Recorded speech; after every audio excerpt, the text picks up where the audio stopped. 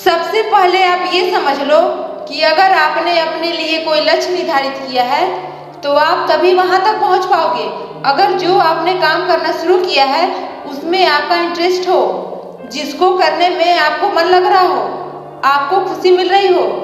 अगर आपने अपने लिए एक ऐसा गोल फिक्स किया है जिसमें आपको इंटरेस्ट ही नहीं है, जिसको करने में मजा ही नहीं आ रहा है, जिसको करने में आप थोड़ा सा भी खुश नहीं हैं, तो विश्वास करो आप अपने लक्ष्य तक कभी नहीं पहुंच पाओगे और खुद को हर वक्त डिमोटिवेट फील करोगे। इसलिए सबसे पहले आप अपने लिए एक ऐसा गोल फिक्स करो जिसमें आपको इंटरेस्ट हो, आपको काम करने में ज़्यादा फोर्स ना लगाना पड़ रहा हो, क्योंकि कब तक आप जबरदस्ती से काम कर पाओगे। फोर्स लगाकर आप ज़्यादा दूर तक नहीं पहुंच पाओगे, बीच में ही रुक जाओगे। और अगर आपने इंटरेस्ट के अनुसार अपने लिए गोल फिक्स किया है और फिर भी आप अपने लक्ष्य से भटक रहे हो, हर वक्त डिमोटिवेट फील हो रहे हो, तो इसका एक ही कारण है कि आप भूल गए हो कि आपने अपने लिए गोल फिक्स क्यों किए थे। हमेशा एक बात याद रखना, अगर बार बार आप अपने लक्ष्य से भटक रहे हो तो सबसे पहले खुद से कुछ सवाल पूछो कि आपने क्यों यह करने का सोचा था, आपको इससे क्या फायदा होने वाला था, आपने क्या सोचकर यह काम को चुना।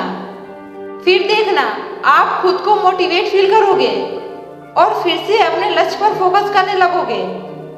और एक बात समझ लो, आप अपने लक्ष्य को एक लंबा सफर की तरह देखो और बीच में जो डिमोटिवेशन आता है वो बस एक स्पीड ब्रेकर है।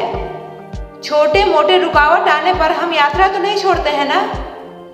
याद रखना, आपने अपने लिए जो गोल फिक्स किए हो ना, वो आपको एक बोझ ना लगे।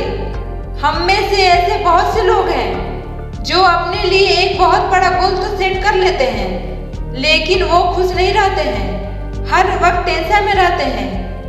ये एक बोझ की तरह अपने काम को करते हैं, बस इन्हें लगता है कि कैसे भी करके हम अपने लक्ष्य तक पहुंच जाएं। आप खुद सोचो ना, जब हम अपनी लाइफ को टेंशन में जी रहे हैं तो ऐसा टारगेट क्यों फिक्स करना। आप अपने लिए ऐसा गोल फिक्स करो जो आप आसानी से कर पाओ, जो आपके लिए बोझ ना लगे।